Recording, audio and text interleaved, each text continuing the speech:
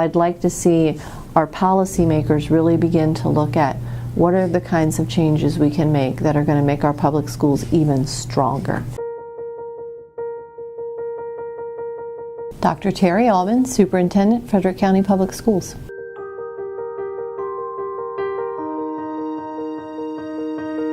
You need to give people time to see what they're going to do.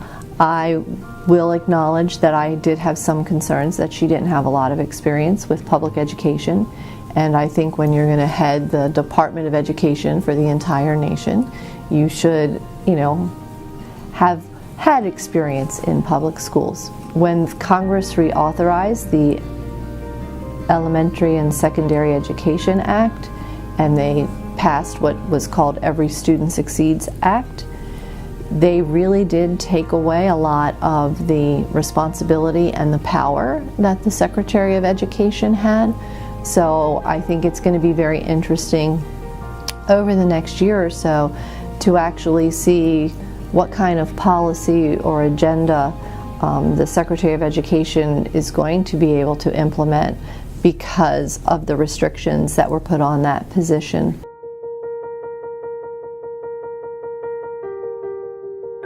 In Maryland, a charter school is authorized by your local Board of Education. So here in Frederick County, we have 3 charter schools, and it was the local Frederick County Board of Education that granted them a charter and works with them.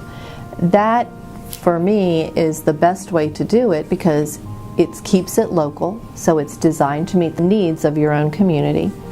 It ensures that there's accountability for the performance of that school. Our 3 charter schools are public schools like every other school in the county. So the administrators and teachers participate in training with all of the other administrators and teachers, and they're a part of our family. The way it's done in some states where they have separate authorizing agents that can assign a charter school, and in some cases those charter schools are for-profit companies that will come in. There's a trend right now for a lot of online charter schools, and when you don't have a local Board of Education really overseeing that, some of these charter schools are not getting good academic results. There have been a lot of financial scandals associated with that. You have CEOs of some of these nonprofits making millions of dollars, and there's just not the performance that there should be.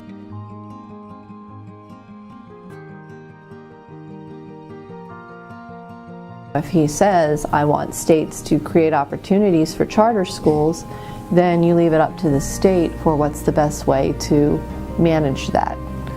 And like I said, right now I think Maryland has done a really good job in how we support and manage our charter schools, and that's why they're getting good results. As we talk about policy, I think that we as a country need to pay close attention to our public schools.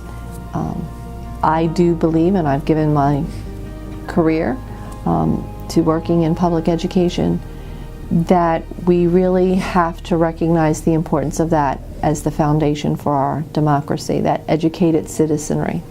And there are so many amazing things happening in public schools across the country that sometimes don't get lifted up and recognized as much as challenges and issues in our public schools.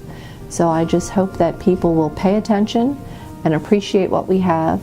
And I think some of the current reform agendas aren't necessarily the types of policy we're going to need to keep our public schools strong and to really make sure we're preparing our students for a changing society, for changing jobs, the technology revolution and what that means. So I'd like to see our policymakers really begin to look at what are the kinds of changes we can make that are going to make our public schools even stronger.